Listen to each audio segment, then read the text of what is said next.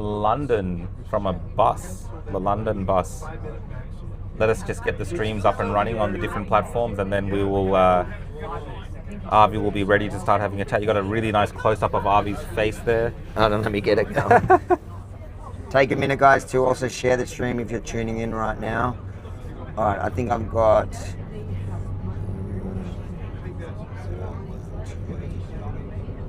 Yeah, I think I've got it everywhere. Yep. All right, guys. Welcome to the live stream. I'm going to just retweet it from other platforms. Take a minute to do it yourself. We're on a bus, and now that we can live stream from anywhere, we're going to live stream from anywhere because we can. Yeah. I think the comments are coming through as well now, so that's pretty good. Yeah, let us know, guys, about the audio. Of course, we always check the audio is running good. We did buy new audios, new mics today because of the stuff up yesterday. We learn from our mistakes. We learn as we go. And it wasn't cheap. It definitely wasn't cheap. So help us out at ukrebels.com. Help us cover the costs for all this stuff. I'm just going around now and sharing our stream. Yeah, I'm just going to check the comments are coming through. Make sure, guys. I'm just going to perfect audio. Perfect. It's We've nice got audio. Perfect audio. Nice audio coming through, guys. That's what we like. Finally, the Indian tech support has pulled through. So it's all working as. How you all doing, guys? It's a pretty crazy day, and we've got a lot to talk about today. So time-wise, it's about what, 5:30 here in London.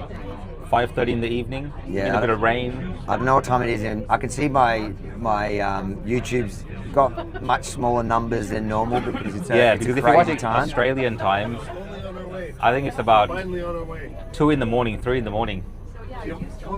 Yeah. Jump through. You come here, Ezra.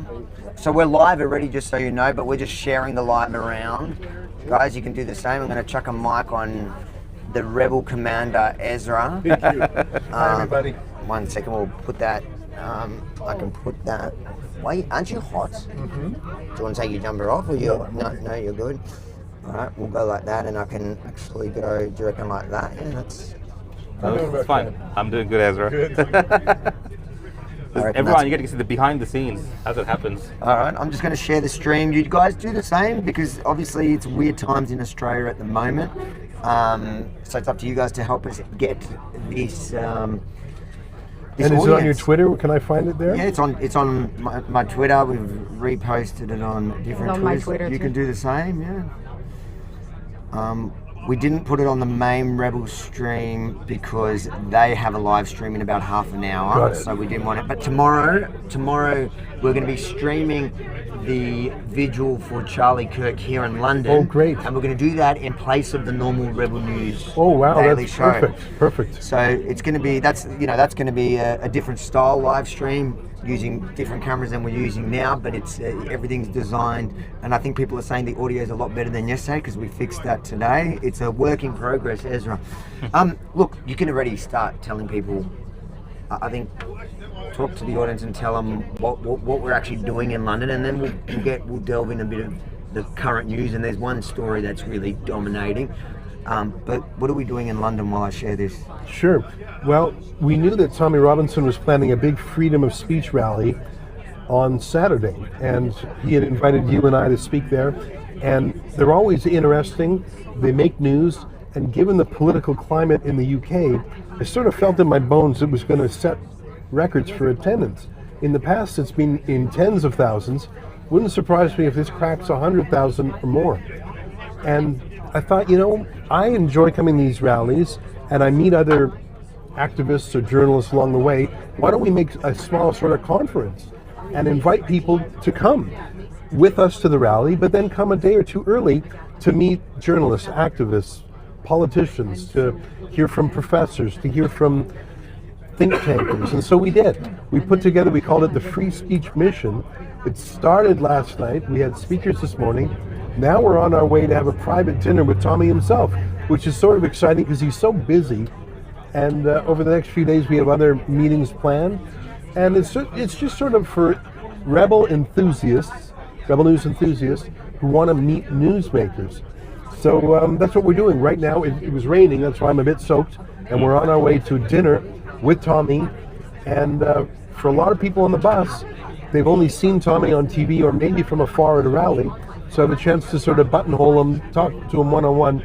It's pretty exciting for a lot of Tommy fans. And for me too, I love the guy. Amazing. Avi, I think we've got to turn Ezra's mic around to show the... Is he not getting good? No, the mic's pointing in towards the thing. Okay, let me fix that. I'll talk to the camera. So where do you want me to...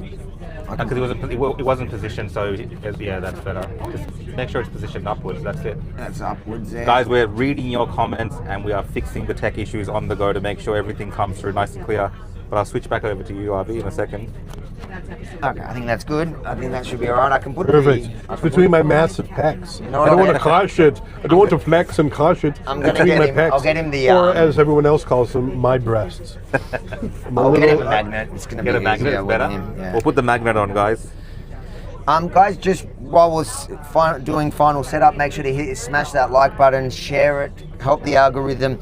Let's grow this community. We've got a really good live community going in Australia at the moment, in the last couple of months. But I know it's a weird time, so make sure to hit that notification bell so you hear our lives at whatever random time we jump on. Now I'm going to touch Ezra possibly slightly inappropriately, but he seems to like it. I feel really good. I feel really relaxed. There we go, that's fixed it. Let me put this away. Okay.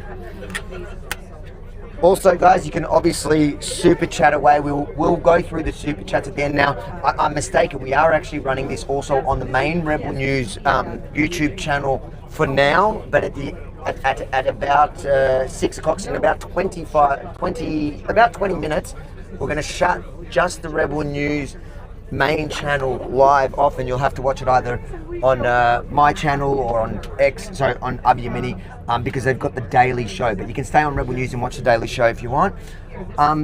Let's get straight into the heavy story that the whole world's talking about. We've all seen that horrific. It's hard to. The first moments that I saw that close up, I didn't even. I was questioning whether it was real. It was so. It's probably the only, it's the most graphic assassination video in history, I would say, captured kind of almost live and spread around the world. What was, firstly, I guess, your reaction? What are you 24 hours later, what are you feeling? What are you thinking? What's going on? The first thing was it reminded me of the assassination attempt against Donald Trump. Trump survived that by an inch. Unfortunately, Charlie Kirk did not. So I thought, I was felt with rage and grief and disbelief and a sense of the deep unfairness of assassination. I was shocked by it. The second thing I think I felt was, it looks like it was a professional hit. Yeah. Like, it didn't look like some disgruntled person, a crime of opportunity, or even some guy taking his, rifle that had been like, this felt so like a hit, like an assassin. And that's deeply troubling. Obviously, a young dad, 2 kids, and a wife, so outrageous and sad. Designed for what? Well, we don't know who is behind it yet. At least I haven't seen any news. They're obviously trying to stop Charlie Kirk himself from doing the work he was doing. He was extremely effective at reaching out to young people. He was a debater and a conversationer. He was actually someone who really reached out to the other side. So they wanted to stop that for some reason. They wanted to demoralize us as his supporters, and they wanted to scare us. So I think the proper response, we can't bring Charlie back, but maybe we all do some of the work he was doing to fill the void. Don't be demoralized. Transform that emotion into being constructive and motivated. And it's hard not to be scared. You can just say, don't be scared. Telling someone who's scared not to be scared doesn't usually help. But I think if we all show a little bit more courage, they can't take all of us. And so I wasn't particularly close to him. I talked to him 3 or 4 times, but it did feel a little bit personal. And I'll just say, in his memory, we will continue to redouble our efforts. What did he stand for? Freedom democracy, young people getting involved. He was for America. He was America first. He was a friend to the Jews, by the way, and to Israel. I think he was a great American. Frankly, I think he would have gone on to high office had he lived. But I'm not going to allow the bad guys to win. I'm not going to live in fear. I'm not going to be demoralized. There was only one Charlie Kirk, and you can't replace him. But maybe 1,000 people together can fill the void. Yeah, look, when I first saw the footage, I think like most people, it took a while to process the shocking image of it. What about you, Rukshan? I mean, it's. I think a lot of people, like everyone else, we were shocked, right? Just seeing that come through. It's kind of in a bit of disbelief because you realize just how fragile life is at that moment. Because Charlie Kirk is someone that we watch all the time. We watch him, whether it's at CPAC or any turning point of events that he does.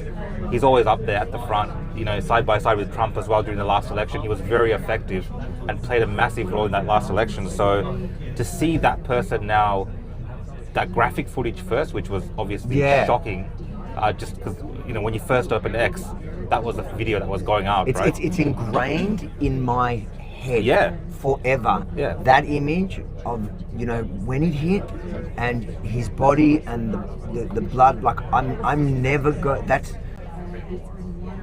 I can never get that image out of my brain, and it's like it's shaking me. Like I don't know about you, and maybe you, Alexa, as well. I've received heaps of messages today from people like, dude, are you like, be safe. These people, it's not only their rhetoric in which they say they want you dead. We've been used to that for years, but they are willing to actually carry it out. And I've got an inbox full of, people that are not necessarily very political, but know me personally, and they're just like, even my whole family WhatsApp is going, they call me Bob-omb now, like, Bob-omb, be safe. And so people recognize this as an attack on conservative and you're talking about moderate conservative voices. You're right. I've had a lot of family and friends say exactly the same thing. Part of me says you cannot defend against a professional assassination like this. Not even President Trump could stop a shot against him. But the people who would come after you and I would probably be more opportunistic. They would be lower level. It could be a pro-Hamas thug who says, I'm going to take out that Avi, I'm going to take out Ezra, I'm going to take out Alexa, because we do citizen journalism. So, and it is dangerous out there. And one of the things that President Trump alluded to the other day was the culture of it's okay to kill now, like that Luigi Mangione, if I got the right name, who allegedly murdered an executive on the street, and has been turned into a hero. And communism is making a comeback, violence is making a comeback, terrorism is making a comeback, and political assassinations. And it's not exclusively the right that's being targeted, but remember, Jair Bolsonaro, he was stabbed with a knife just days before his first election. There has been 6 Alternative for Deutschland politicians in Germany who have died under suspicion deaths in recent months. I'm not saying those were all assassinations. I don't know if any of them were, but it's certainly suspicious. In other countries, they try and kill builders. We're here to celebrate Tommy Robinson. He has had 12 threats to his life, so serious, 12, that the police personally visited his home to give him what's called an Osmond warning, a written warning that his life was in danger. So this isn't rumor stuff. It's not a tweet. This is the police intelligence unit saying, Tommy, here's the threat to your life. So it is Antifa by nature is violent. Trans extremists, transgender extremists. You see more and more politically motivated murders by them. I'm not blaming solely the left, but it seems to be dominated by the left. The left, if they can't win a debate, they kill you. That's what's happening. Not all the left. Charlie Kirk was about debating. Someone didn't want that to happen. Yeah, but Rukshan, actually, you were reading some of the messages last night Yep. off your own on your post, I think. Yeah. Like, just so people understand what the reaction, because the reaction has been shocking on a few levels, and we'll get to a couple of those. But your initial reactions that you noticed on those comments that were kind of like joltering, I guess, when you said them to me because of what just happened. Yeah, like people were obviously, like, there's a lot of people that watch our work and follow our work who hate watch, if that's the term, like troll. But it turns to the fact where they're saying, you know, watch out, you're next. Like, if you keep doing this type of work, we're going to do this to you as well. And it's very real. Like, a lot of people are emboldened by seeing what happened to Charlie And Kirk. on a normal day, I brush that off. Yeah, on a normal day, I will brush we it get off. I that get all it the time. I mean, you get it that much more than me, but we get that a lot.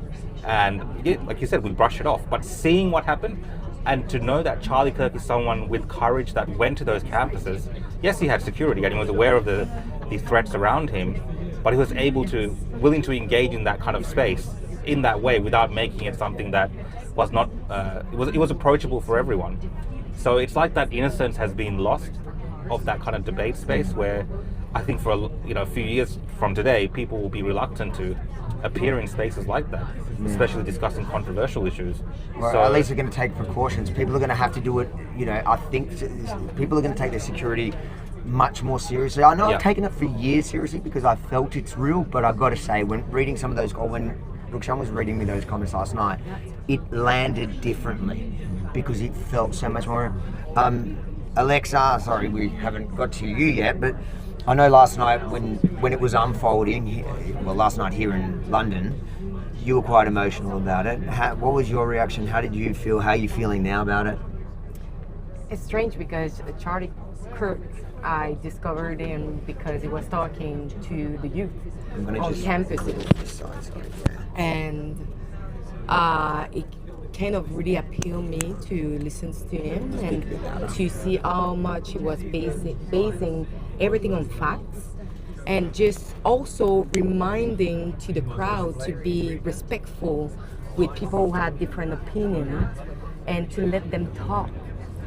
And something that he's always saying is like, when you stop talking, that the violence appears. And now we actually remove an essential voice, especially for the youth. So how we gonna bring a balance into campuses? Because we know that on those campuses, the youth is getting radicalized. And that is without talking about the reaction online of people filming themselves celebrating someone who got shot, who actually will never see their true child growing up. Yeah, and that's true. The reaction, the vitriol that we've seen, from TikTok and leftists literally marching, celebrating. You've seen little rallies. I don't know what we're going to see here in London, but to me, that is almost as shocking as the initial crime. Some of it is just general bad manners and bad behavior. I mean, we don't know who it is on TikTok or Twitter. These could be teenagers just having a lark in bad taste. But there is no doubt that some of the people saying the most reprehensible things are grown-ups who are saying it from a place of malice and who truly do approve. Like I said, there's a new ideology that's so totalitarian that you deserve to die no matter what. It's the Marxist way of looking at the world, that everyone is an oppressor or the oppressed, and it's black and white. So Charlie Kirk, even though he has many fine qualities and does many generous things, if he's for Trump, he's an oppressor, and anything for the revolution. You can do anything to him because he's an oppressor. We see that in the ideology that supports Hamas. Oh, you can kill any Jew, you can rape any Jew. October 7th was justified because they're oppressors and we're oppressed. So there are people who don't know any better, but there are plenty of people who should know better. I saw a professor from the University of Toronto rejoicing in this. I mean, that's outrageous. I don't want people to lose their livelihoods over this, but they should be named and shamed at least so people know how odious they are. I don't know. It's the glee from too many people about this murder is tough to take. Do you think the same way than me that the society have kind of dehumanizing a group like some people? If you think differently, if you're more conservative, you're not really human. We don't really care of you. And whatever that happened to you, I don't really care.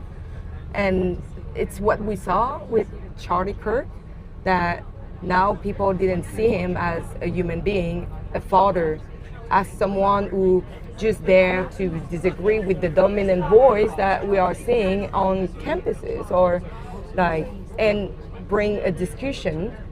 But for what he did, it was not a human being. Yeah. Well, that's exactly what it takes. I think you have to dehumanize somebody to be able to rejoice at their murder, and you know that is the most graphic murder you can witness, and we witness that as well. Another reaction that I woke up to this morning, to be honest, Ezra, like I joked last night saying, you know, I wonder. Check Candace Owens. I want to see if she's blamed the Jews yet. I joked saying that to Rukshan, right? I woke up in the morning and half the internet, all the same people who have been criticizing, condemning Charlie Kirk for the last 2 years for his unwavering support for Israel's right to exist, Israel's right to defend itself. Yes, and at times even being critical at the same time, because it's possible to be critical of Israel, yet still be a great friend. That's the thing. He was someone that proved it. I wake up this morning, those same people finding a way somehow to claim that for some reason Israel wiped out its, you know, one of its most important allies in the West. Yeah. Like from a you know, an influencer or a social media or a commentator, a conservative voice, probably the biggest, most important ally Israel has. They've somehow found a way to claim that Israel wiped him out. Those are Charlie Kirk truthers. Truthers who say, oh, the Jews did it, Israel did it, even though, as you point out, he was an ally of Israel. That's just as gross. It's super gross to rejoice in his death. In some ways, it's even grosser to falsely attribute his death through some complex conspiracy theory to the Jews or to Israel. Especially when he spent so much of his time and effort actually fighting their nonsense, their lies, their conspiracies. I suppose that's their final indignity to him, their final attack on him. Oh, I care so much about Charlie Kirk. If only the Jews didn't kill him. Like that's their final defacement and defilement of him. At least if you just say, I hate him, I'm glad he's dead, you're evil, but you're honest.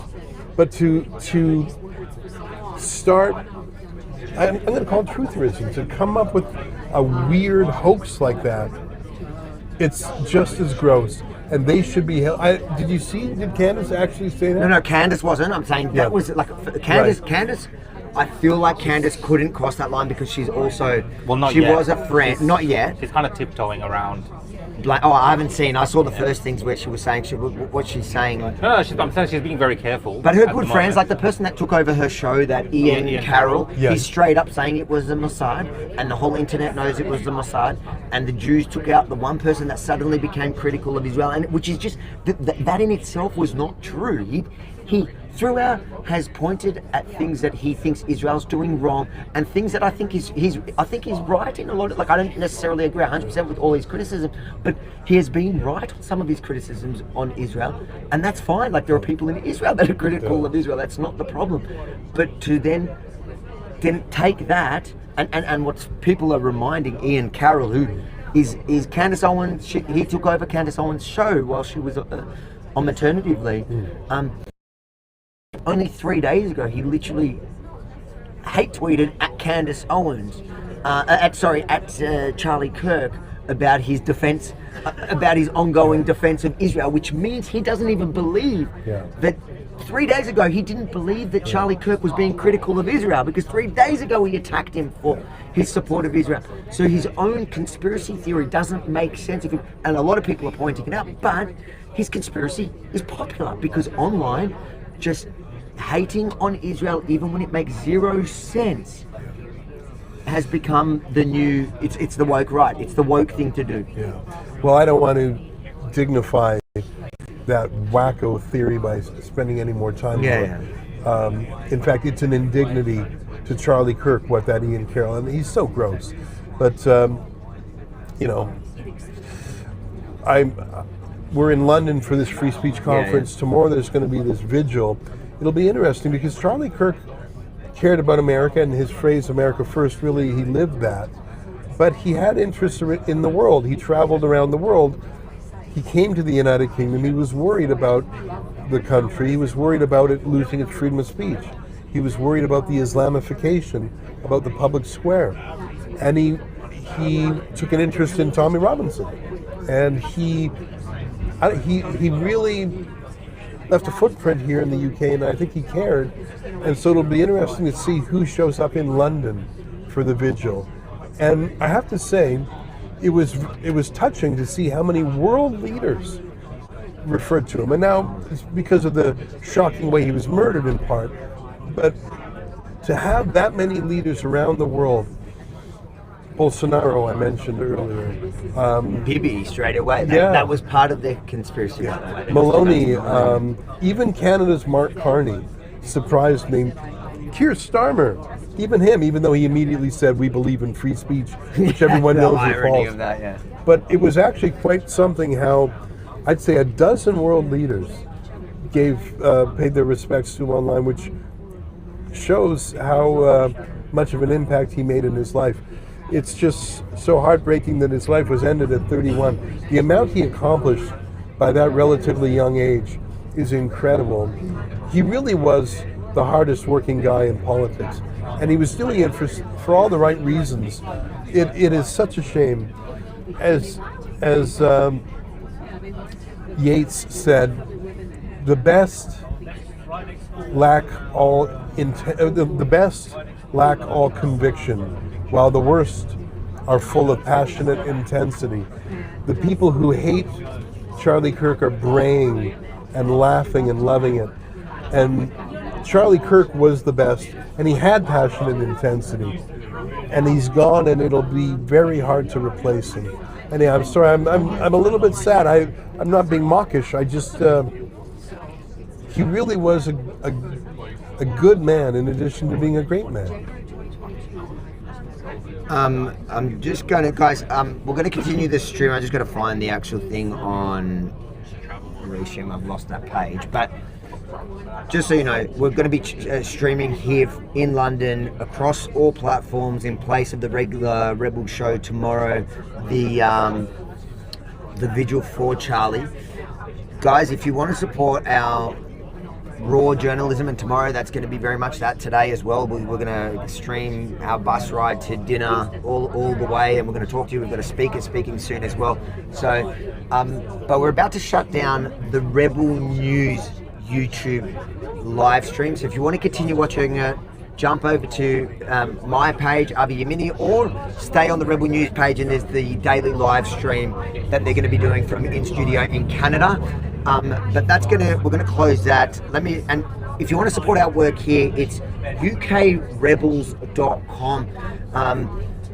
The flights, the accommodation, the food, the expenses of just getting around, the taxis, the even just the mics that we had to get to help us with the streaming, it costs a lot of money. So need your help, ukrebels.com. Really appreciate people who are chipping in to, especially me and Rukshan. We've got this long journey coming over the next couple of weeks with a lot of streaming, so be a part of it. And please, if you can, if you're willing and able, you've got the ability to chip in to help us, can you just get me on, what is it? Just get on, close. We just got to close that Rebel one because I jumped over to the analytics instead. We'll get Rukshan to do the technique because that's why we have somebody of Rukshan's caliber and nationality Look, a lot of my cousins are here in the UK. A lot of his cousins. In fact, I today can when we help. went to get the mics, because we had the technical issues yesterday with mics, and people are telling us the sound is really crisp today, so I'm happy, and we've got 4 mics. That's exciting. But the person that served us today just happened to be a distant relative of Rukshan. It just seems to flow in their blood. I run this town. Yeah. Sorry, guys.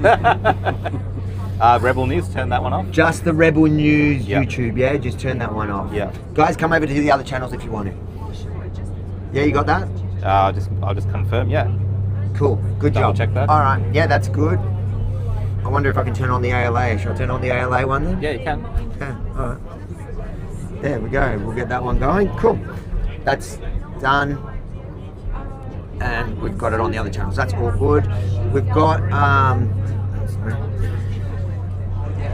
you can check that it's not live, but I'm pretty sure it's not. What else? So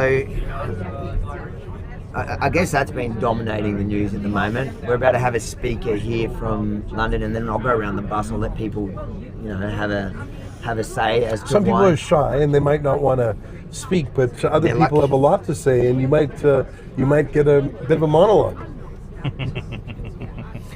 Perfect. We're going to have the speaker in once we're on the main. Sure. I mean, I just thought I would wait till the bus isn't herky-jerky. We're Yeah. in the heart of London, Yeah. but we don't need to wait for that if you think it's a good idea. Oh no, to- I'm easy. London, how have you found it? You've been coming now a few years. Like, in fact, the first time I met you was at a Tommy rally, 2019, maybe 2018. It's been a few years. Describe, have you seen a change in London over that period alone? Well, I know there has been, but it's not particularly something I've observed. It's something I've seen the statistics of. Yeah. When I come to London, it's pretty brief. I go to a Tommy court case or a Tommy rally, so I'm not generally wandering around. Tommy is from Luton, which is a little further north, outside of London, and there really is 2 different Britons. There's London, which is like a country in itself. It has a different demographics, and then there's sort of the rest of it. Now there's other big cities too, Birmingham and Manchester. The countryside, the Cotswolds, for example, it's still more or less like it has been for centuries, but the demographic change in the big cities has been very rapid, and it's brought with it, in some cases, terrorism.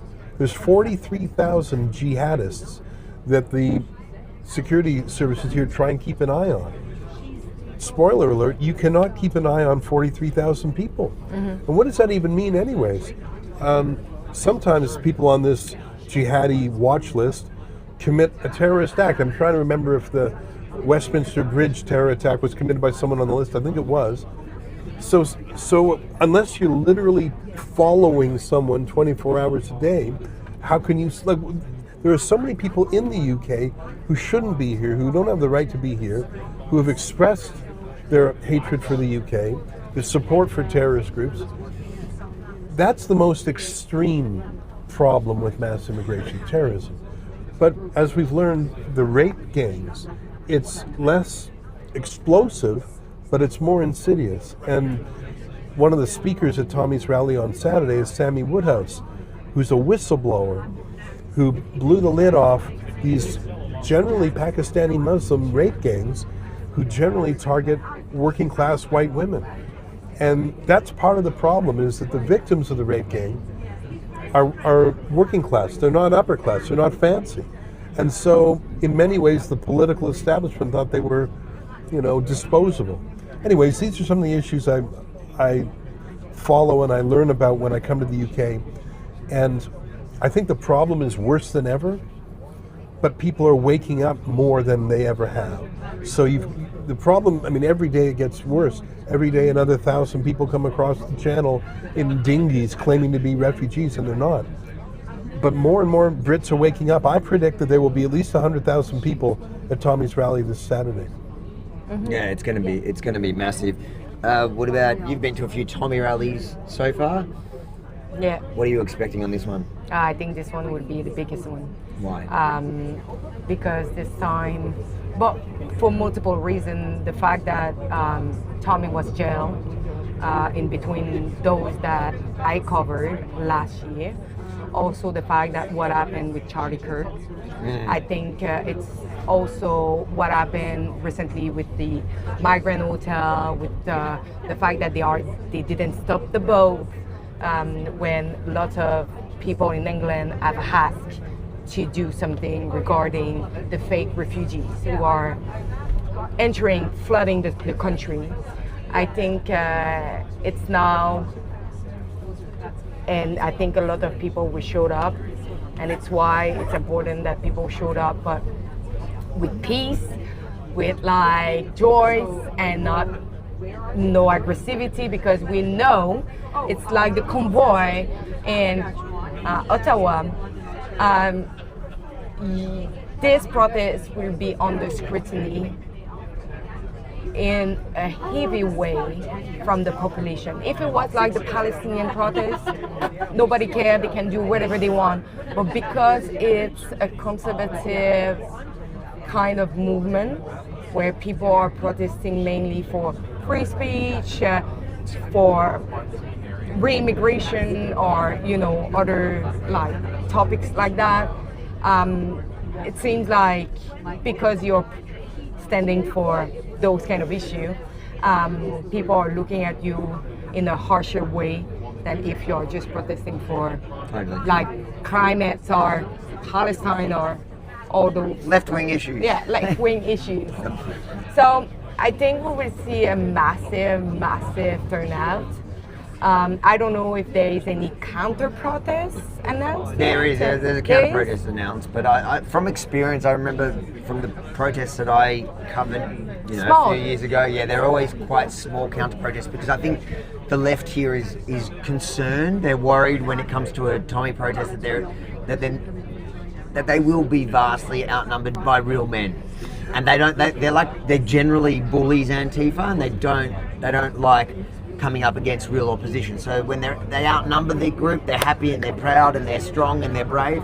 But when you see, working class men by the tens of thousands, suddenly they stay home. I have a slightly different prediction. I think there's going to be about 1,000 counter-protesters who are sort of professional protesters, Antifa, Stand Up to Racism, the Socialist Workers' Party. Like, these are professional protesters who come out all the time. They pick up whatever placard of the day it is. So I think there's going to be 1,000 of them. But I think there's going to be 1,000 police between them and Tommy's people. Tommy actually works quite closely with the police to plan these rallies and to plan how to get in, how to get out, and where the counter-protest is. It's not random. And so the police, it is extremely important to them, if they're being proper police, to keep the two sides separate. And for example, I've seen Tommy's people have their protest at Parliament while the other side has their protest outside 10 Downing Street. They're close enough you could sort of hear each other, but you're not going to connect. So the police, if they do their job, will let both sides holler, but not connect.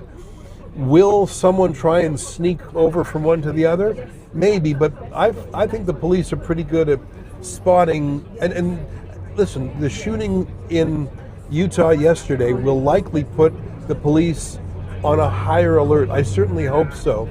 And we were talking earlier about security, and Avi, you and I are public people, but we're not at the level of a Charlie Kirk. I mean, I like to think what we do makes a difference, but we're not. Like, Charlie was 1 in a million. Tommy's 1 in a million. Yep. And I won't lie, I'm a little afraid for him. Now, they don't have the same firearms culture in the UK, but listen, I think this was a professional assassination of Charlie Kirk.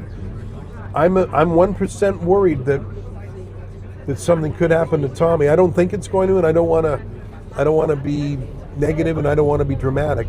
But we know for a fact that about a month ago he was just walking in a train station called St. Pancras, and some random guy recognized him and decided he wanted to fight him. And he kept pursuing Tommy, and Tommy kept backing up and hollering at him to get away, and in the end the man came close, and it was a question of who punches who first, because Tommy was at the top of an escalator and he didn't want to be thrown down it, so he popped the guy first. Down he went. Tommy was lucky that it was a dopey, drunk guy who didn't know how to fight. But what happens if, like, so he's constantly targeted by low-level opportunistic attacks, and like I say, those 12 Osmond warnings. I don't know how you protect against an assassination like Charlie Kirk faced. Yeah. I don't want to be morbid, but it is a fact that Tommy's been attacked, and they throw him in prison, and then the authorities, they would like it if Tommy died in prison. I don't want to be macabre again, but they would like that. They would be. It would solve a lot of problems for them. Yeah, it's like from their perspective. like that old, historical saying in the UK: "Who will rid me of this turbulent priest?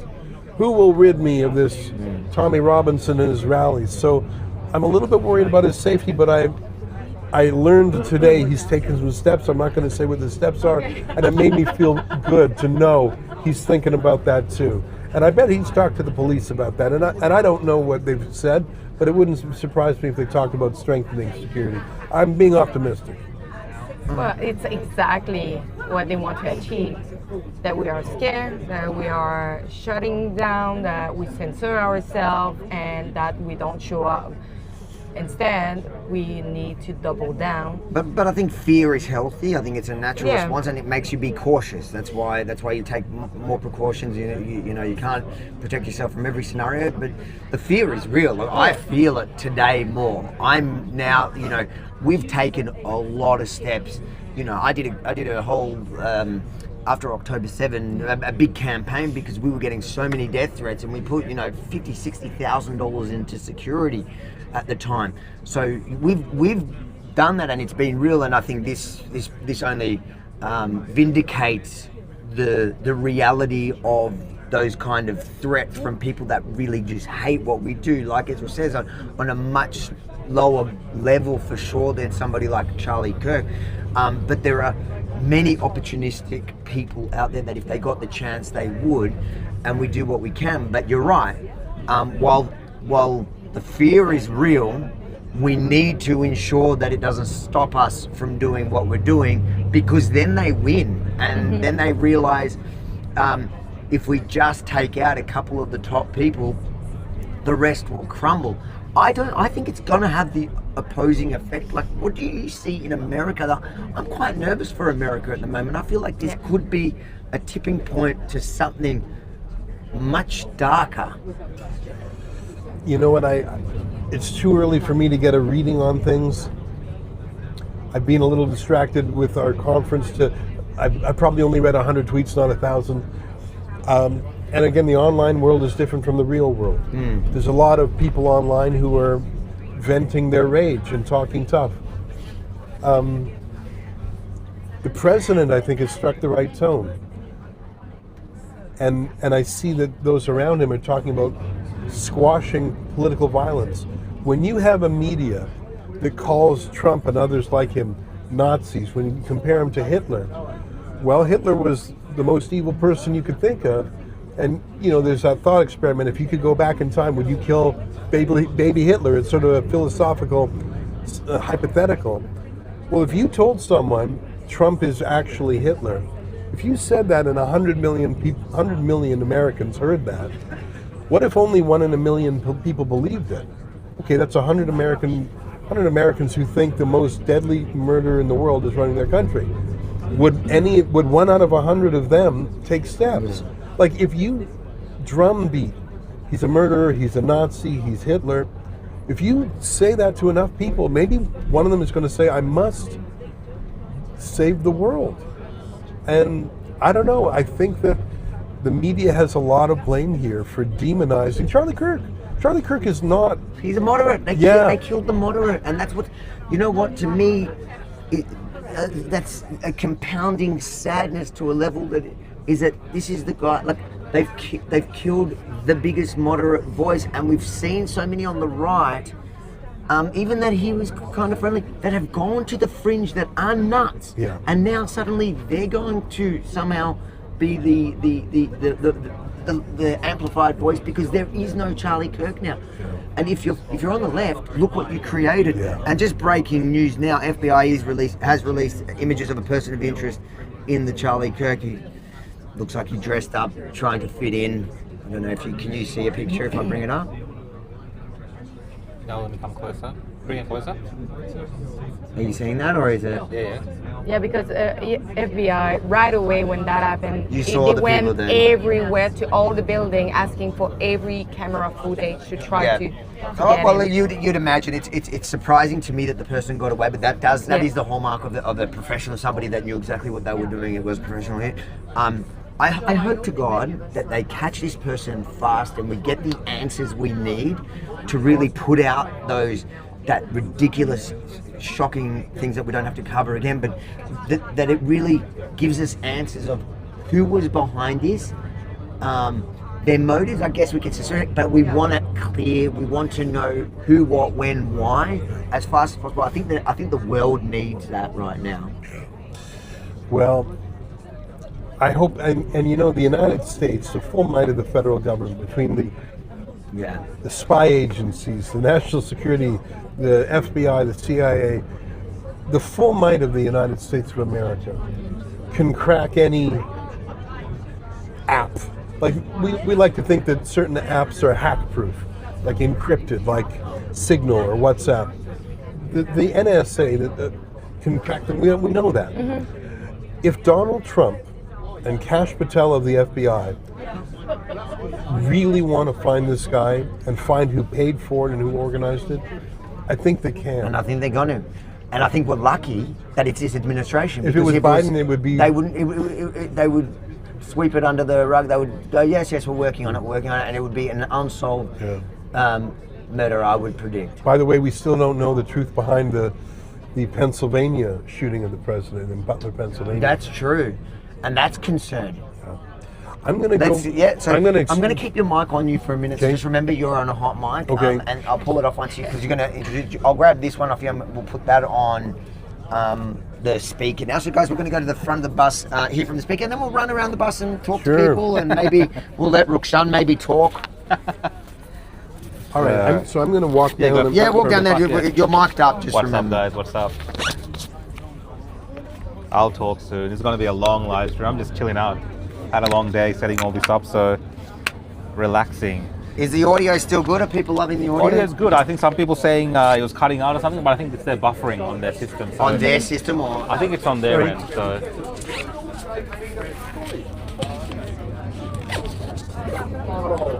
all right, let's go to the speaker. you jump in front of me. Yeah.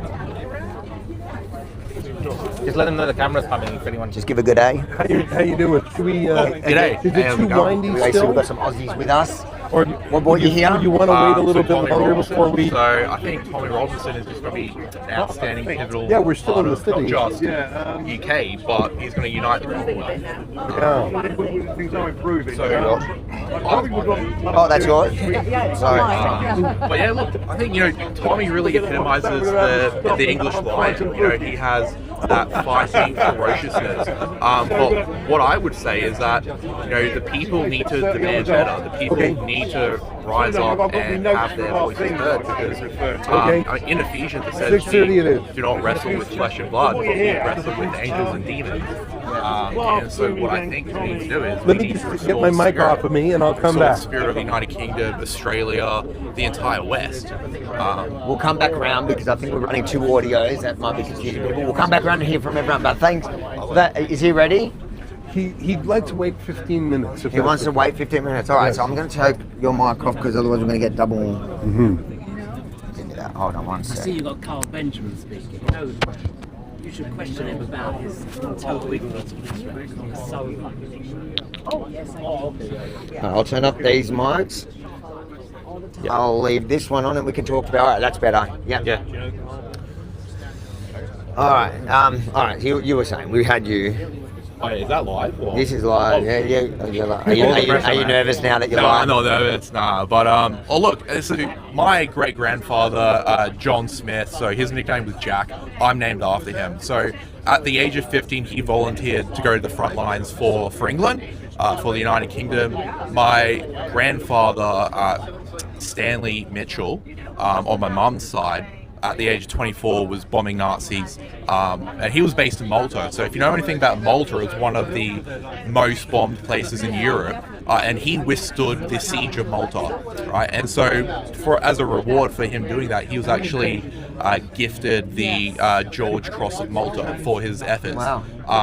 But I don't want their legacies to end with me. If I just sit back and do nothing and be apathetic, their sacrifice and what they did for the Commonwealth and UK, that will stop with me. So that's the last thing I want to do, and this is a way that I can fight in a way that a way that I'm capable of doing that. So You haven't been here before, have you? no, so it's my first time to England. What a way to do it, eh? Absolutely, so I'm going to be here, see family, but to do it to, have the spirits of my forefathers here with me.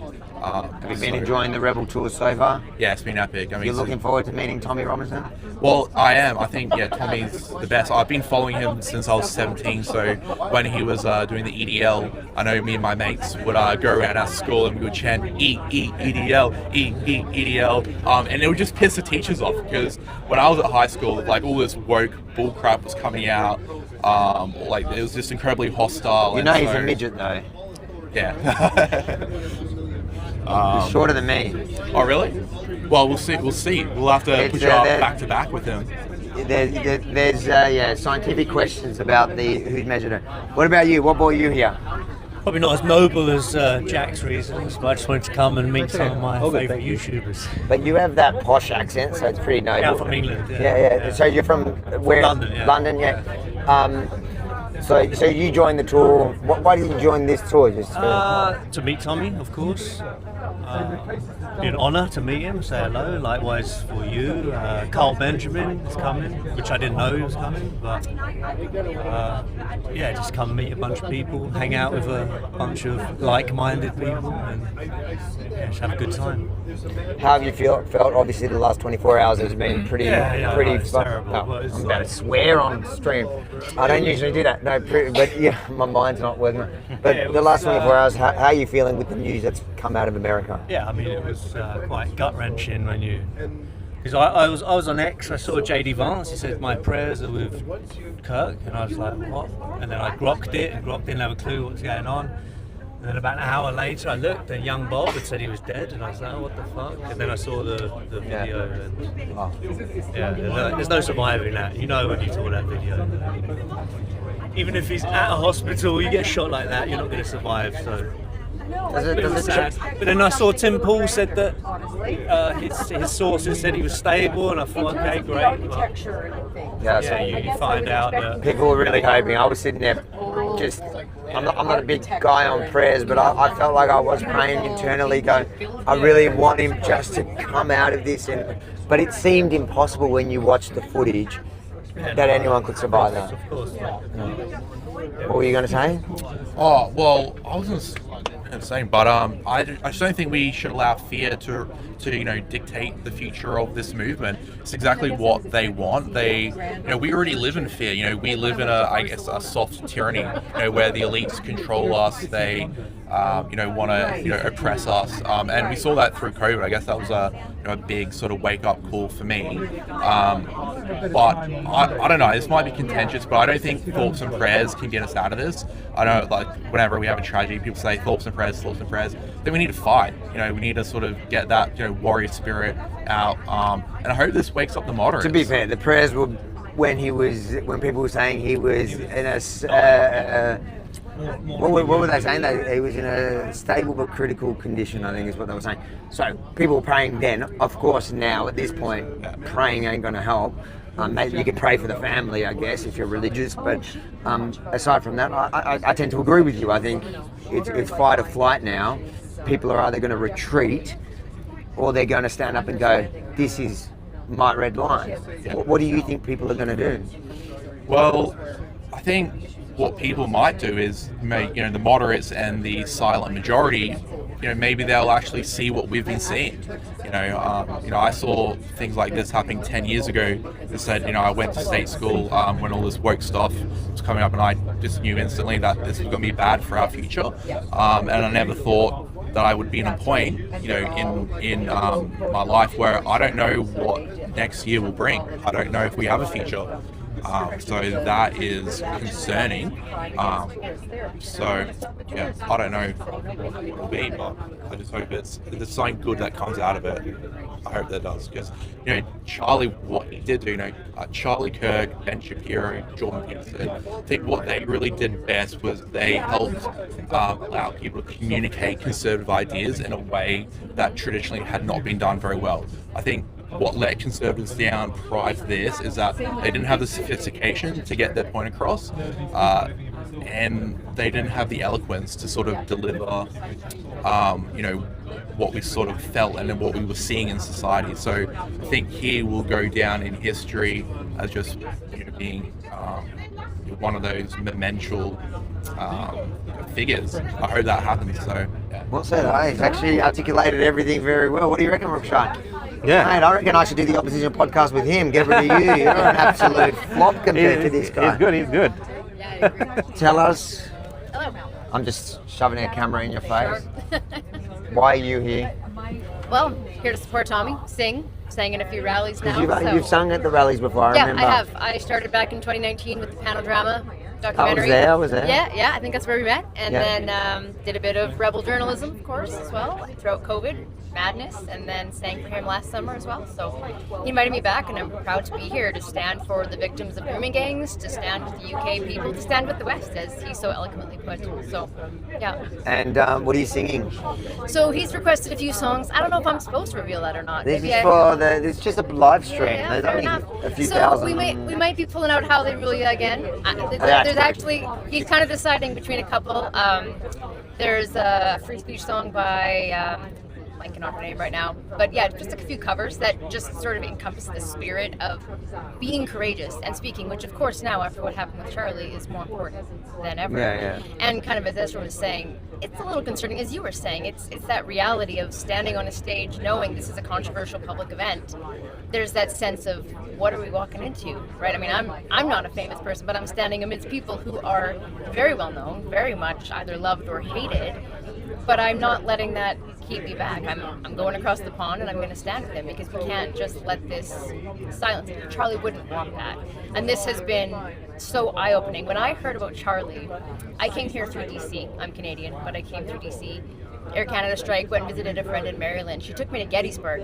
Ironically, I just left the Gettysburg Museum weeping at the beauty of the sacrifice that I had witnessed for the States, for what freedom cost. And then immediately as we left, her husband texted and told us about Charlie, and it was just this ironic moment of this reminder of what this kind of stuff actually means. You see people on the battleground and you think it's an ancient history, but it's not. These are just regular men. This is human nature. This is the cycle that we go through if we don't learn from history. This is the cycle we go through if we don't cherish the freedom that got us here. And the West is losing freedom because we just don't get it. We just do not understand. So yeah, it's an honor to be here. It's a sad, heavy day, but at least I can sing my heart out, I guess. What else can I do for we're someone looking forward like Charlie? to it. We'll be there on the day. We have a live stream that day as well running, one that's going to be a little bit different than Tommy's live stream. Our live stream is going to be more among the crowd, getting behind the backstage, things like that. Guys, what is it? UKRebels.com. UKRebels.com. If you want to support our raw, unedited journalism with this equipment that we just love using. I think it's the best type of journalism, guys. Like, that's your signature journalism. And by the way, guys, we'll read your super chats. I'll read a couple of super chats that it's on good. my channel. It's morning in Australia as well. There's people waking up in Australia saying good morning. Enjoying the live streams. Let's just check what the time is in Melbourne. Oh no. It's very early. It's like 3:30 a.m. If you're awake in Melbourne at this time, hopefully you're going to work or something. Mate, what are you doing? What are you doing awake at 4 a.m. in Melbourne? But guys, guys, let us know in the comments where you're watching from, because I don't imagine many Aussies in this one. Let me just see if there's what super chats we do have. Oh yeah, we've got a couple of super chats here. So we got Ernestine Grace, rest in peace, Charlie Kirk, a great man, absolutely. Another one from Ernestine says, Avi Rukshan, please be safe over there. Appreciate your concern. Abby, what is Abby doing up at 3:38? Abby, what is wrong with you, mate?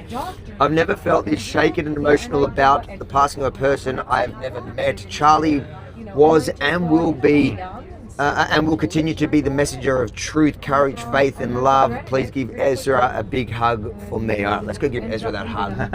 And then I'll check your channel for super chat. Ezra, I'm sorry, but I just have to give you a big hug from one of the super chats we got. This is for Abby King, all right? Thanks, Abby. There you go, Abby. Best money you've ever spent. I'll mic him up. Is he going to talk now? Or? He says at 6:30, so 3 minutes from now. He's got 3 minutes. Yeah. Are you going to let him go past the 3 minute mark, or we're going to hold him to it? Check on him. I'm just here causing trouble on the... How you doing? Are you enjoying the trip? I am indeed, yeah. What I want to know is Tommy Mossad or MI5? Because all these idiots out there are saying that he's... What, people sitting behind you? No. Not on this, so out in the wider world. He's definitely... Look, I sign his paychecks for Mossad, exactly. And he's getting underpaid for the kind of risk that he puts in. No, but they're now saying, the idiots are saying that because he's either Mossad or he's MI5, that he's the reason he's doing the rally on Saturday is because he's doing it to set up a false flag event so that they can then bring in These people are saying it's mainstream people. It's Neil Oliver saying it now. People like that. He lost the plot. That guy after COVID, day by day, got crazier and crazier. This is what they're saying. I mean, this is what we're at now. Yeah, and anything that happens somehow. And of course, they're blaming the Jews as well for Charlie Kirk. I think that conspiracy is the most bizarre to me. I woke up. I was joking about that yesterday. We were talking about it with Ezra before, and we were joking about it last night. Like, who's going to blame the Jews? And sure enough, you wake up this morning, and somehow, the Jews killed the one person defending him. Calvin Robinson's on it now. He's also come out with that. Oh, with that conspiracy case, another cooker. Another cook. We call them cookers. Yeah. And I think a lot of these people, some of them maybe they are cooked in the head where they actually convince themselves of it, but I think a lot of them also are just saying it because it gets you a lot of likes. Exactly. We need a symbol that we can instead of arguing, because I wanted to say insanity reigns on a whole load of tweets I saw about the rally, about Tommy and about Charlie Kirk. But what we need is one little symbol that we devise that we put it on there that says cookers. You're nuts. That's all we need. I like to use cookers. A cooker.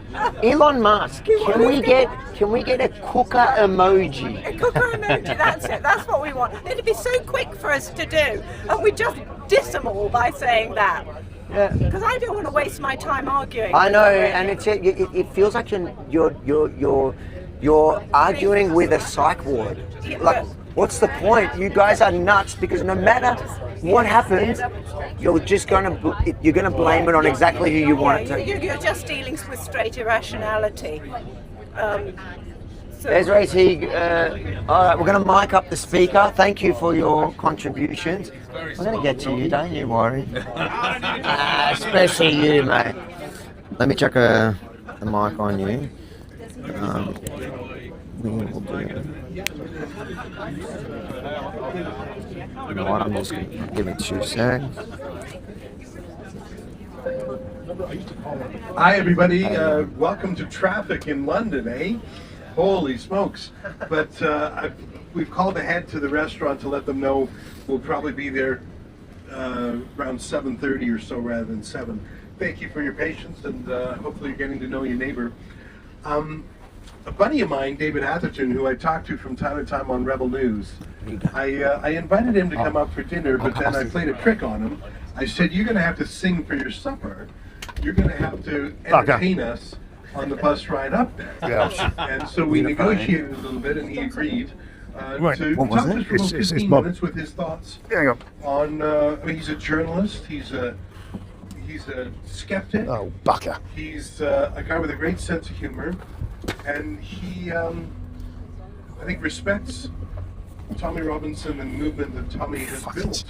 And I enjoy talking with him on my show for Rebel News. So I thought, no, he's busy scrambling on the ground looking for a microphone. Right. This could be embarrassing. My thing's just down there. It's on the microphone. He's Well, dropped you something don't mean- else. Oh, you dropped something else? Well, What is it? I'll find it. is it your cell phone you're looking for? It's down there. It's just It's below in that there. corner. Anyways, so David Atherton is a friend of mine, and he's a friend of Rebel yeah. News. And I said, sing for your supper, my friend. Tell I us need to go through. Yeah, some yeah, political thoughts I've got it. to pass the time on the bus. So we're just looking for, I think, his phone. Is that what we're I've got looking it. for? Oh, you've got it. No, I'll get it. I'll get it. If you just stand out 1 second, and I'll just. You see? There we go. As easy as that, wasn't it? Don't lose it again, otherwise we're going to have to ask you to leave. the Dickhead bus. Dave. All right. So David, are you mic'd up yet? Yeah, he's mic'd up. Okay, I'm going to hand this to you. If you want to stand where I'm standing and hold on to this railing here. Yeah, it's not a bad idea. I was looking for you. There we go. Yeah. I just sent myself a voice note. Or There we there's a go. railing you can hold. Yeah, I there. was thinking there, actually. Right. But you need so one hand for the railing, one hand for your phone, Good. and your third hand for the microphone. Just going. Right, sorry about this. In here. Yeah, you go. Oh, do you like I'm just trying to think. 'Cause that doesn't go that far. go there? Should I hold So it we while can you chat hold while it? this- No worries. Oh yeah. Okay. No, you're okay where you are. Or not. Are you Yeah, sure? yeah, yeah, See yeah. what this one else, see what's about. Do you want me to like scoot over? Yeah, it's fine. I'm like. Guys, smash the super chats. Paul Rookshaw got those super chats. So you guys can do it in the super What? chat. Why don't? Yeah. I'll read all the super chats. You can sort of kneel on the seat. Yeah.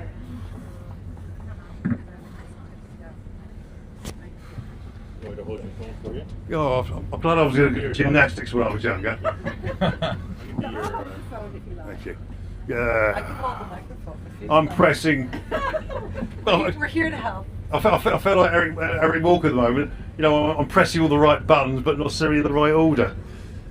For those of you old enough to remember the sketch.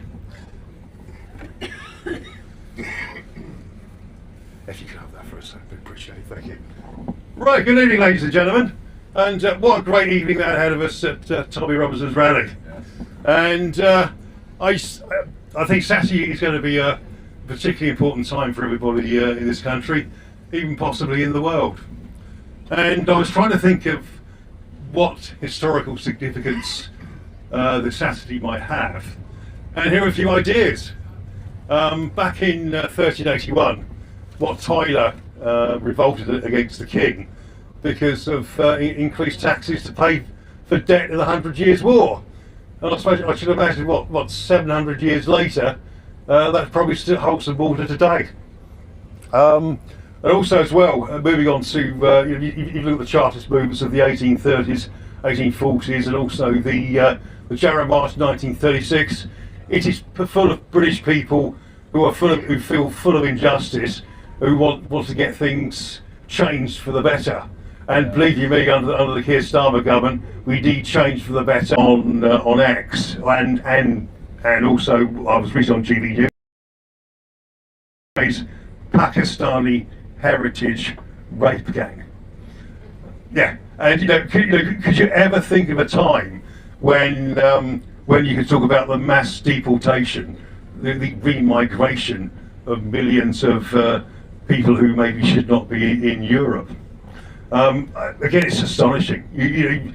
I'm surprised that's one of the in Europe.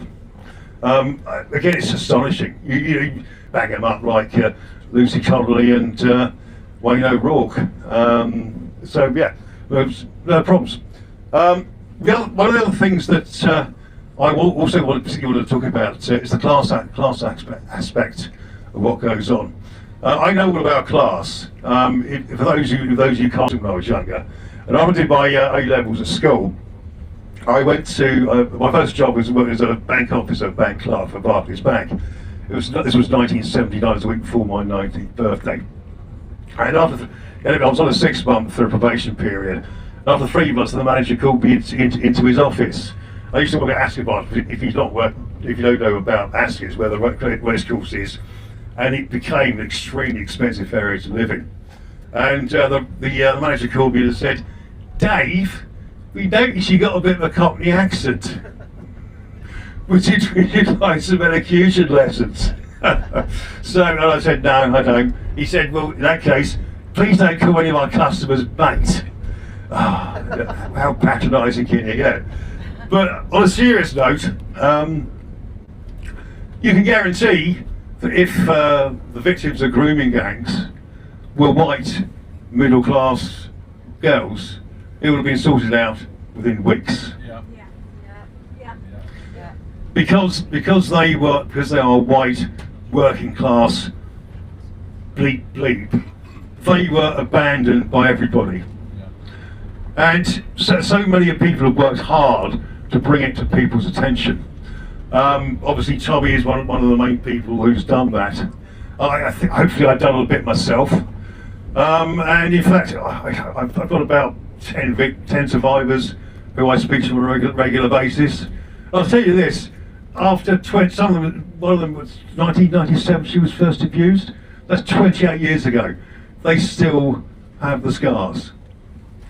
And when you talk to these people, you do kind of keep a certain level of journalistic distance away from them.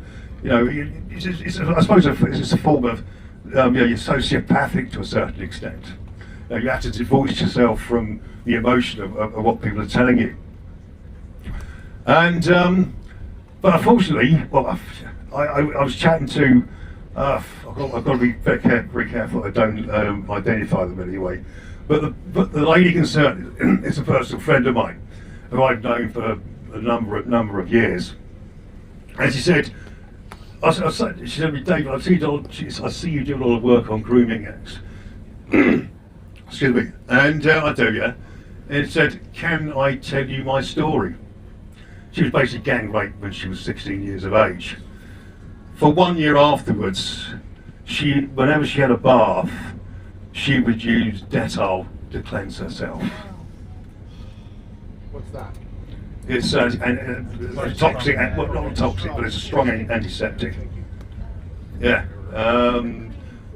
You can clean floors with it, you can clean bathrooms with it. Yeah, it's strongly antibacterial. And so for a year afterwards, she cleansed herself in this strong antibacteria. Bear with me a second. I think bloody turned off. Oh, wrong one. Sorry about this, guys. Here's me notes. Right, okay. Yeah. So I think one of the when it comes to grooming gangs, I've also got to praise Charlie Peters of GB News, because we in the alternative media are beginning to now become, if you like, mainstream even. You know, if you look at all the coverage of the protest hotels up and down the country, the people they've got in to interview and the footage that they've taken has come from alternative media people. Unfortunately, Emma Dunwell, who was sitting here, Jack Haddow. There's I put Maya Tusi. There have been loads and loads of people up and down the country whose footage is now hardly sought out after by mainstream media. So we're slowly creeping up there, and I'm sure we're on our way to winning completely. Whereby most people will just have a studio, and where you just record stuff, and everything else goes out on streaming. But moving on from that, I'll go back to Charlie Peters. That's the point I was going to make. To be fair, at the moment, it was Charlie Peters who was able to motivate people to social services, and most importantly, the government to do something about it. But I would strongly suggest to you the reason that Charlie Peters does it is because it's popular with the viewers. And I think the popularity of the viewers comes from us, the people who are commenting, writing on social media, and delivering, showing outrage after outrage after outrage. So yeah, I really hope that tomorrow, the Saturday, I should say, is going to be as good as you're going to get. I'm really excited about it, and if anybody's on their own, I'm meeting up at 12:30 just outside of Stevens Taverns by Westminster Tube Station. Then I'll hopefully organise a drinks party at a local pub, a local bar around there. So you're all welcome to join me. Just DM me, or you've got my number. WhatsApp me on that one. But no, my aim is that to have hopefully 1 million people there. I was doing an X-Place the other day, and they had about 20 people who could show, who could show hands, and said who's going to the Tommy rally, and over half the people there said they were going. I've had 40 people contact me, mostly women who are coming on their own, and so I can introduce them, so they're all going to be in a group. And I think historically it will be remembered, like some of the marches that I just mentioned. What Tyler Revolt, Suffragettes, the Chartist Movement, the Jarrah Crusade, Stop the War Coalition from 2003, and maybe the poll tax riots. Believe you me, Saturday we're making history, and thank you all very much for your time, and I hope I haven't bored you too much. Thank you. All right, that was good.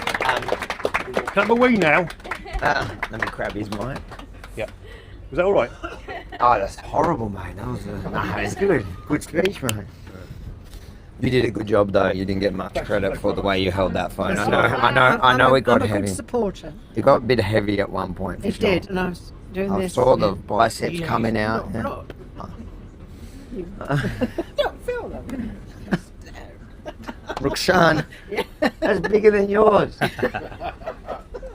How are we all feeling? Wait, we got to talk to this gentleman first. Where'd you get that beard? It sort of grew there. What? I don't know. What brings you here? Nothing to do with me. Two things. One, truth.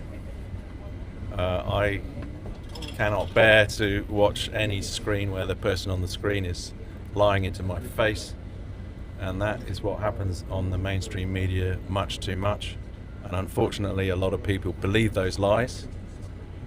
The second reason is specifically about Tommy. Until fairly recently, I used to, sadly, and I'm ashamed to say this, used to believe those lies that they spiel about him all the time, about being a racist. When you say recently, how recently? About 2-3 years, something like that. Really? So that's very recently. Yeah. That's COVID era. Yeah.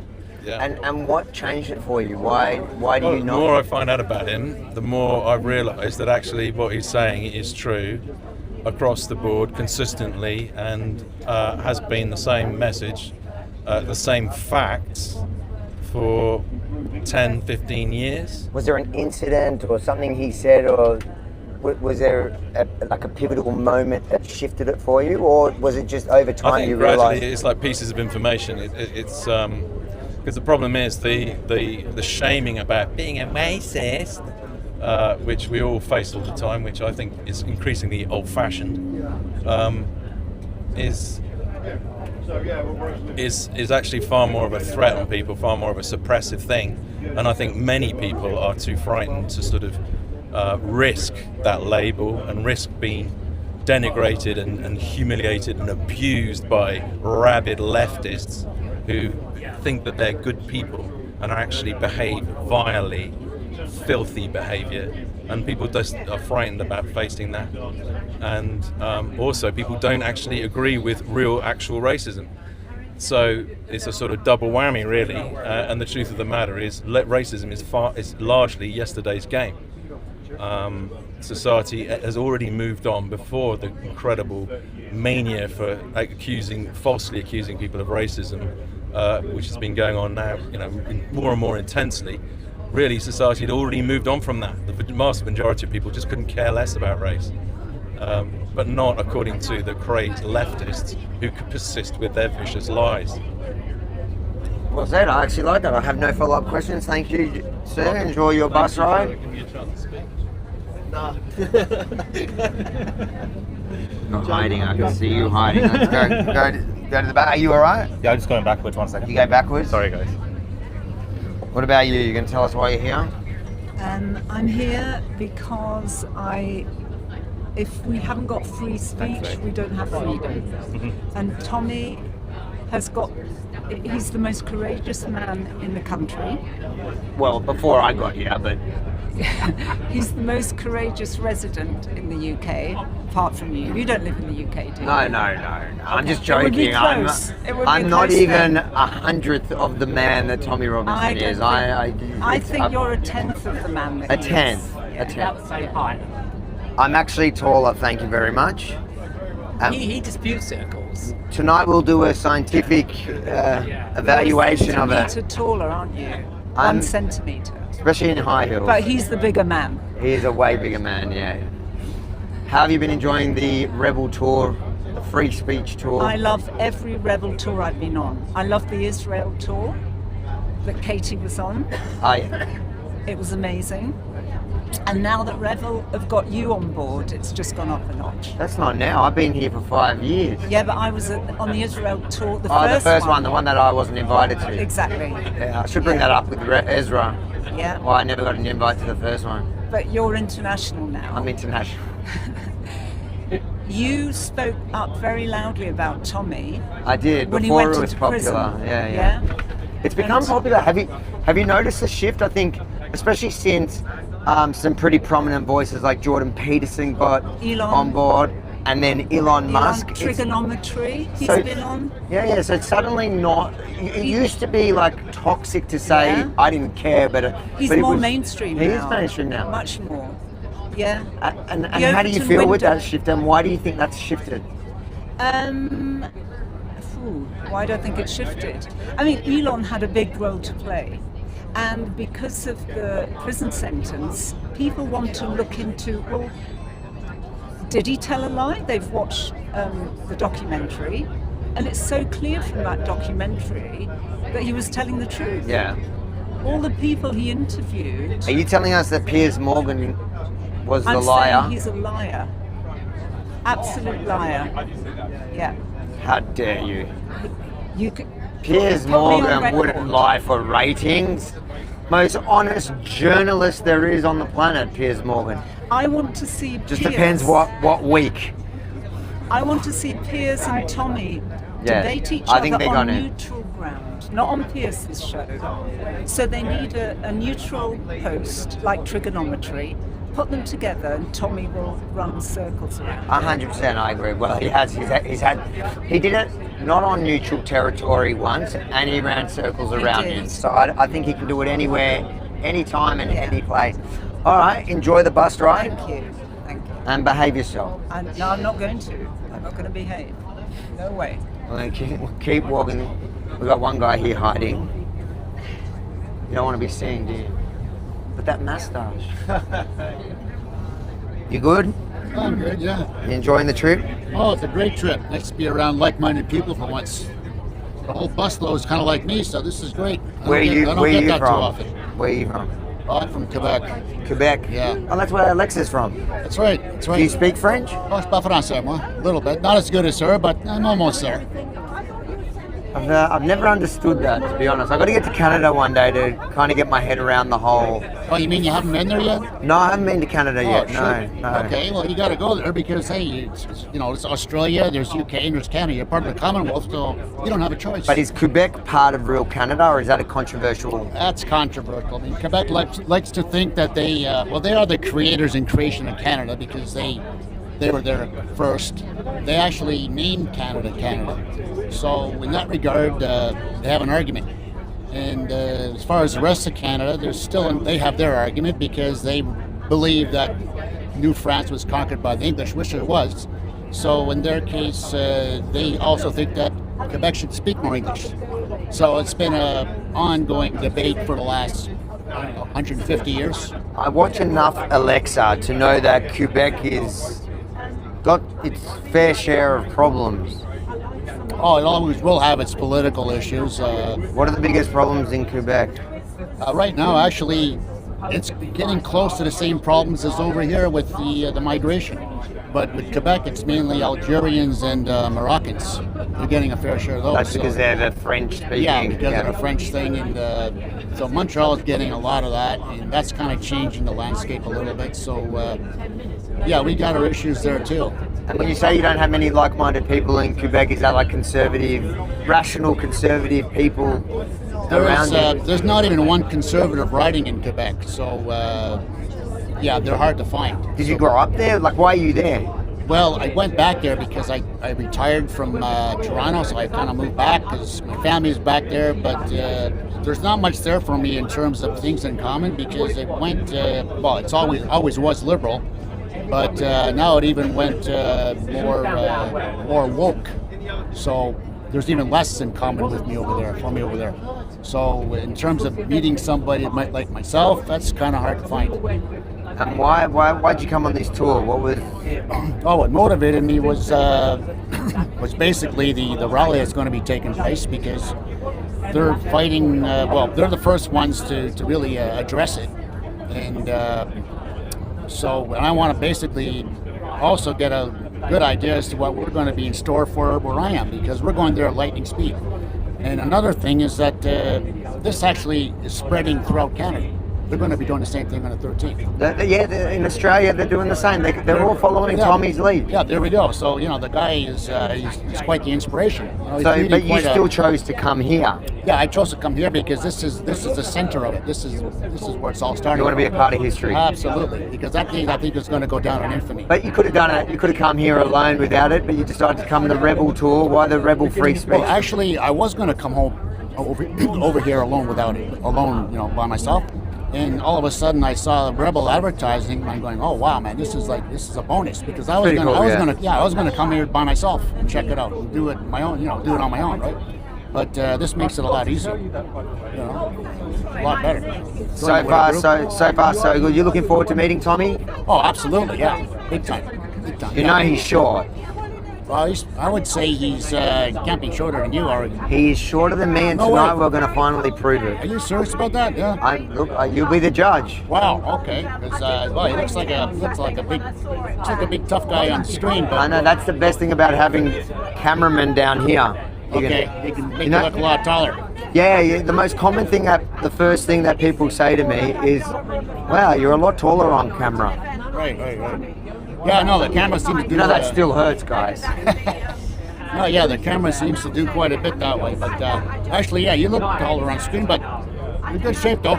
Thank you. You spend a bit of time at the gym. I do spend a little bit of time at the gym. I'm worried that if I lose my perfect stature, my wife might not be that interested in me anymore, and that's all I've got to offer anymore. Well, I come with my fair share of problems. Plus, you got to be in shape for the job too, because they come across quite the characters. I need to be able to run behind my security guards. It's a good thing you got them. I do. I'm lucky. A lot of nut bars out there. There are, and all jokes aside, in the last 24 hours, we've realised that they mean serious business.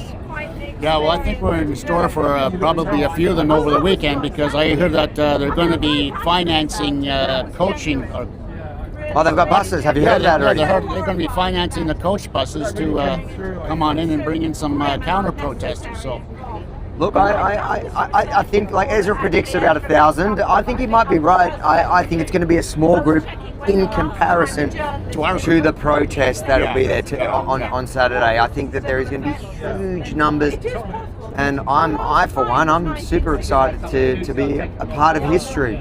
Well, for one thing, I'm sure we're going to be outnumbering them for sure. The question is how much of them are going to be there. I don't know, but that'll be interesting to see. Hopefully not enough to disrupt it, and I'm sure we're going to find that out. All right, mate. Enjoy the rest of the trip. Thanks for your time. All right, brother. I think he's busy chatting. We won't. Ezra's busy. Oh no, Ezra, wake up. Sorry. You want to tell us why you're here? What brings you here? Oh, well, first of all, I think it's history, before us. So super important that we are here. I think it's in Canada we had the trucking convoy protest. I think it's their trucking moment here in the UK. You feel like this is the trucking moment of the UK? Absolutely. And why is it important for you to be? You're from, I'm assuming, Quebec, because you Quebec, sound a bit Canada. French and Canadian mixed together. Exactly. I'm learning things on this bus ride. Yeah. Why is it important for you from Quebec to come to London? You know what? Our society, without freedom of speech, we are no better than North Korea. So it's one of the most important things that we must, defend. To be fair, I think Justin Trudeau back then was trying to be a mini North Korean Kim Jong-un. I think he probably took some inspiration during COVID off North Korea, no? Absolutely. Do you miss Justin Trudeau? No, not really. Is Carney worse? I think he is. I think he's more sneaky. It's crazy because I met him a few times in Davos, and I kind of started to like him. We had a report at the end of it. Every time I saw him, he was a charismatic guy back then. I don't know. When I see him now on TV, he doesn't come across the same as he kind of did. But it's pretty shocking to see that a lot of people and a lot of his policies seem worse than even Justin Trudeau. No, but the impression I'm having is he's more evil than. I think Justin Trudeau was simply ignorant and naive. He had ideals and just not able to propose or implement policies that would benefit everyone, or implement policies that would benefit everyone. Every time he was voting laws or implementing program, it made things worse. Genuinely well-intentioned. Carney, I think he's just he's part of the devil's group and ill-intentioned, I would say. Do you think he'll be excited to see me in Davos this year, or is he not going to? He's not going to miss it for the world. That's where I don't know if he gets or creates the orders, Carney, in Davos. Yeah, we need you guys in Davos and all those places for sure. Do you know what's funny? What I found about Carney is that on camera in Davos, he actually defended Rebel News. He condemned. What was her name? What's the one that that attacked David Menzies? What was it? Christina Freeland? Freeland. Yeah, Krista Freeland. Yeah. And he condemned, essentially, he said that it wasn't okay that the security that her police security had tackled him and moved him away, and that freedom of press was important, and talking to journalists like us. He actually said like us was important. And then when he gets into power, he banned Rebel News just the same as Justin Trudeau. Yeah, more of the same. But how can you be such a bald-faced liar? Well, it's it's part, I guess, part of politics. Not all politicians. We have Pauline Hanson in Australia. She's not a liar. You can say a lot of things about Pauline Hanson. Here, let's talk. Thanks. Yeah. Well, I think Pauline's been the most consistent politician. And she's been a visionary. She was talking about things that hadn't happened back in the late 90s that are now eventuating.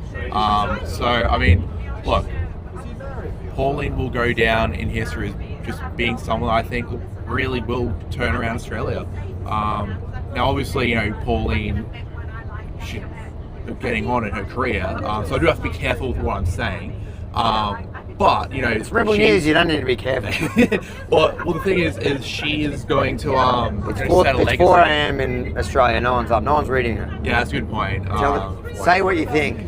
Well, she's gonna put a legacy out there. However, what I will say is that we at One Nation are actually we're very aware that we need to target the youth, get the youth on side. So this is a bit of a plug, but we actually have a program called Young Nation. So if you're 18 to 30 and you live in Australia, you can join Young Nation.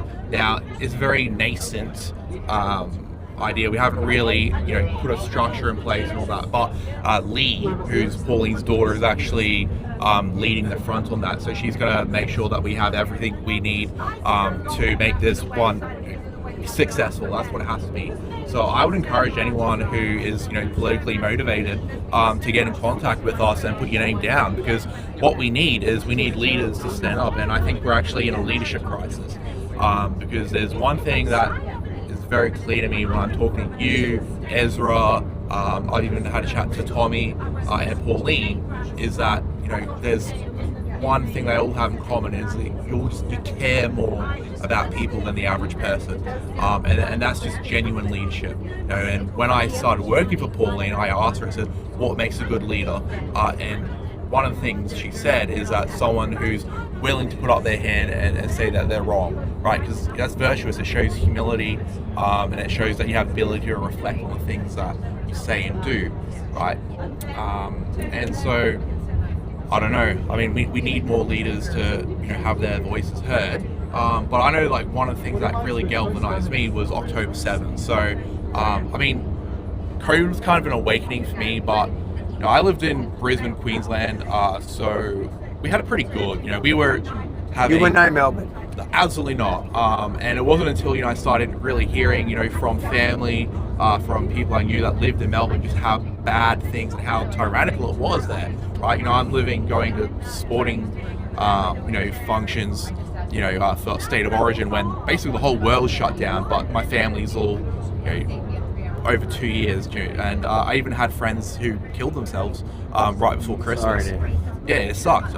So that was definitely an awakening for me, but October 7 galvanized me. Wow. And that's when I really sort of started to step up and what my voice heard. What was it about October 7? Why did just it one, the brutality of it. So, I mean, I was watching Ben Shapiro, and he was showing some of the things I just couldn't imagine. I was saying, can't take that back.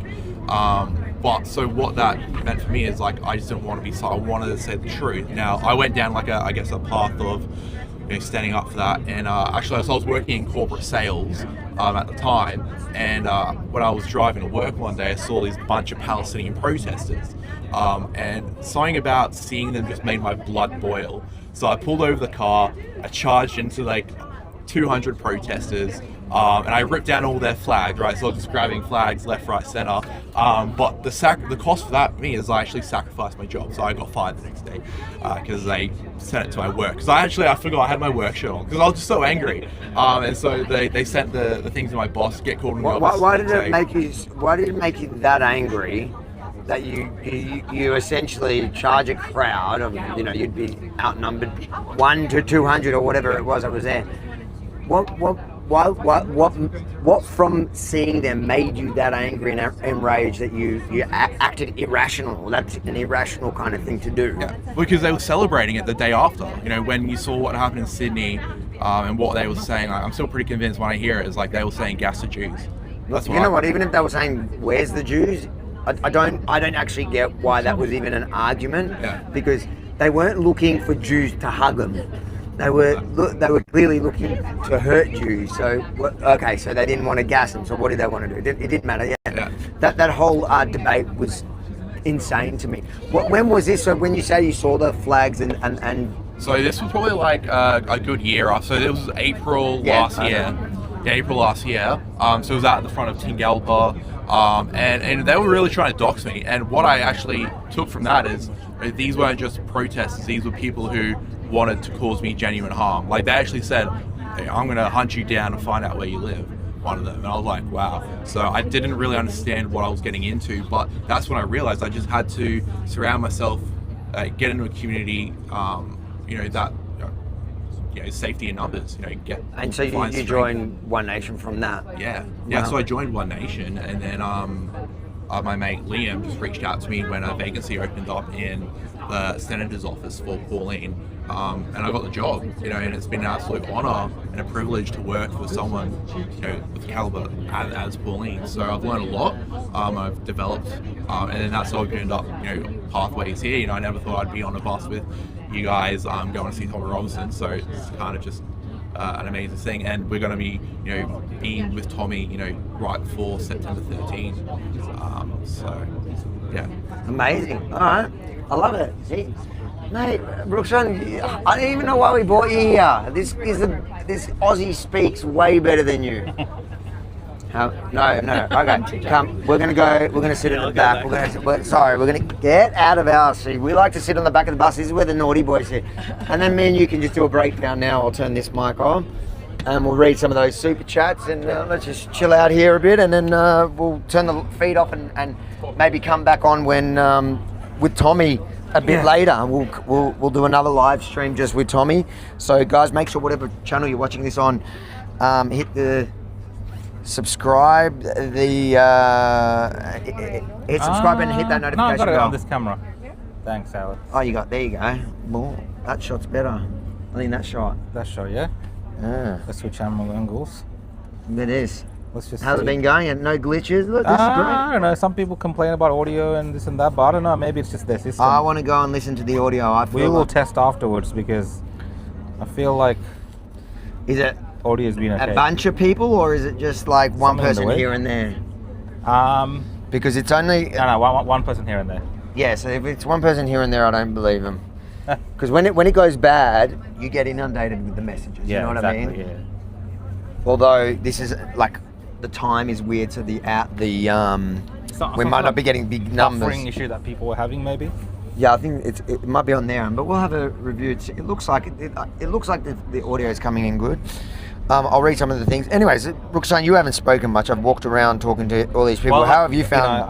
I found it challenging doing this on a bus because obviously the bus is moving. Yeah. And I do get motion sickness. Do you? Yeah. Oh, that's so much more satisfying for me to I'm hear. facing backwards as well, so I'm just like, Harvey, just talk a bit quicker, get through the questions. I'm getting motion sickness, so if you're seeing that I'm being a bit wheezy and a bit quiet, it's because I actually got motion sickness. I didn't know that. From walking. I told you on the train the other day. I don't listen to you when we're not So live. It was like I was Were we doing... live when you told me? No. No, so I wasn't listening. I don't listen. So I was actually struggling to keep my Sorry, bro. keep myself together on the bus as I'm walking backwards, and I didn't know you get motion sickness. the bus is bumping. You're so fragile. No, now that I'm sitting looking forward, I'm okay. So You can turn off your front light. oh yeah, I'll turn the front light off. But yeah, look. Otherwise, guys, a lot of these streams we're just testing everything out because we have the big stream coming up on the 13th. Well, we've got a decent stream tomorrow night as well. Tomorrow night as well, actually. So at this, tomorrow night, 2 hours ago tomorrow night, we would start at the Charlie Kirk vigil being held by Turning Point UK. So the sister organisation here in the United Kingdom, they're holding a vigil in London. So we're going to attend that, get there a little bit early. We're going to talk to people, obviously, and then show you guys what's going on. What's going on there. Counter-protesters. Yeah, because this issue, like, it's reverberating around the world in terms of the death of Charlie Kirk, the shooting, the killing, like we the discussed, brutal murder in front of the world, cold-blooded assassination, and so many world leaders have spoken up about this as well. Like many leaders, Australian leaders and American leaders, European leaders. In multiple parliaments have spoken. And so about they this should, issue. because it is so shocking what happened. Yeah, so I think people are reacting to this all around the world, and the type of engagement that people are getting on this particular issue, I've seen like people just commenting on this. Like I think across the board, many people are horrified by what they witnessed that day, and I think for the fact that they see Charlie Kirk as someone who is about debating in a respectful manner, like opening up conversations between sides that don't necessarily agree with each other, but you have that conversation. And to see someone like that taken out in the manner that he was, I think is a shock. Yeah. Shock to the system. Obviously, the world itself is in a dire state when we see everything that's happening around the world. This just adds another layer to it. And I think President Trump, he's got the right measure when he's been talking about this issue. and he's also going to be awarding Charlie Kirk a after his death, a medal of freedom for his work that he's done, because he truly is someone that I think has changed American politics, at least for the younger generation, particularly for conservatives. And to see that at such a young age, at 31, right? He's a lot younger than us. The levels of things that he has achieved in that space, and not to see his legacy, into his older years, because I think he would have been really effective continuing on. So that recognition, I think, is happening. Obviously, it's going to be very sad. I've been following some of the tweets and messages his wife has put out, and you can see that they're really holding on based on their faith. And Charlie Kirk was really a man of God, of Jesus, and a lot of the talks that he talks, a lot of the advice that he gives to young people is grounded in Scripture. And I think you're seeing that strength now from the people that really know him, from his family, come through, that he is in a better place, and he really truly believed in the Word of God. So I take that from Charlie Kirk. I think he really saw the importance of that, and hopefully people take that message away from a lot of the things he said as well, because there is this attempt, we talked about this before, there's an attempt to demonize him. There's an attempt to ridicule him and say that he died by the gun and he's someone that advocated for gun rights. And people are missing out on the things around gun policy, where it's the Second Amendment in America is something that's across the board, like both sides of politics, to varying degrees, support the right to bear arms. The discussions around policy shouldn't demonize him, because he's not someone that was advocating for violence or political violence. Absolutely not. So it's not a gotcha, guys, when you're doing... I'm not saying the people on this stream, but it's not a gotcha when you're saying, well, he died by the gun which he was promoting, or whatever, in the sense of promoting people's right to bear arms. So there's all these different layers to that story, and that's why it'll be interesting to go to the vigil and hear from people. So that's tomorrow, guys. Make sure to bookmark tomorrow. Whatever time you're watching on now, it depends where you are. So it's 7:13 here. The vigil starts at 5. We'll probably start the live stream half an hour or so earlier. We'll see how it goes. It depends what's happening in the area. And also on at his actual protest, we'll start that probably an hour or so earlier. So make sure, hit the notification, subscribe and hit that notification bell to ensure you get the notification that we're going live straight away. I'll read a couple of these super chats, and then I think we can probably end this live stream, and we'll come back. Like I said, I don't know yet exactly when. I'll work it out with Tommy, but we'll do a live stream probably in the next couple of hours with Tommy Robinson himself. So hit that notification bell that you get the notification when we go live again. Let me just read a couple of these super chats. We have Astrohead said, staying for Speaker's Corner on Sunday. Have to. I'm not sure. Potentially, maybe. I'll take a look at what the program is, and we might pop over to Speaker's Corner. Haven't been there for a long time, and it does look a lot more rough than it used to.